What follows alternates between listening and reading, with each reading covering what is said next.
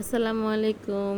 ঈদের দিনের জন্য আজকে সকাল সকাল যে খাবারগুলো সেগুলো তৈরি করে নিব। এখন প্রথমে রসমালাই বানাই নিব।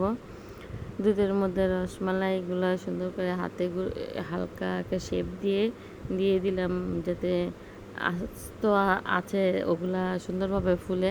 এই তো সুন্দরভাবে ফুলে গেছে। এখন এটা কনডেন্স মিল্ক দিয়ে তারপর নামিয়ে নেব।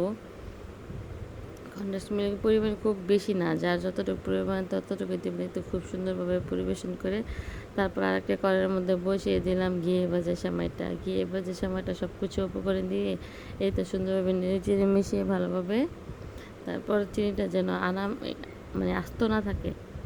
এই তো খুব সুন্দরভাবে হয়ে গেছে। এখন এটা আমি একটা বক্সের মধ্যে ভরে নেব। বক্সের মধ্যে ভরে নেওয়ার কারণ হতেছে, বক্স যখন ঠান্ডা হবে এগুলা ঢাকনা ঢেকে ফ্রিজে রেখে দেওয়া যায় সুন্দরভাবে। তারপরে দুধের সেমাইটাও রান্না করে নিলাম। আগেই দুধ জাল করে রাখছিলাম।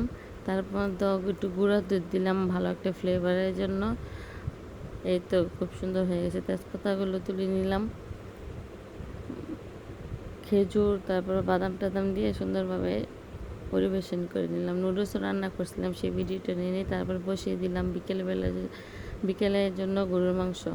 দুপুরবেলা সবাই খাবে। 5 কেজির মতন ছিল গরুর মাংস। এই তো খুব সুন্দরভাবে রান্না হয়ে গেছে।